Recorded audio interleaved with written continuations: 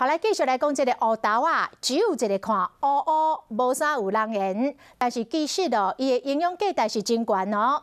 新竹县已经有10外间的学校，把这个乌豆啊列为营养午餐的食材之一。嘛特别邀请到学生到田里去行一转，要让学生来了解这些物件为倒位来。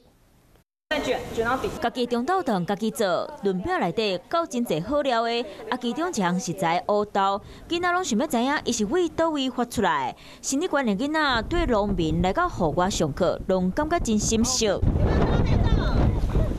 真的哎！买开豆芽，内底就是一粒一粒的乌豆。头一摆来田里，互学生啊拢感觉真趣味。新竹县已经有10外间学校，把营养的乌豆正做营养中豆糖的食材。这种的主要是台南5号的黄仁乌豆，种的面积差不多有105甲，会当出产210吨，全部拢有产销履历验证，互囡仔会当食甲真健康。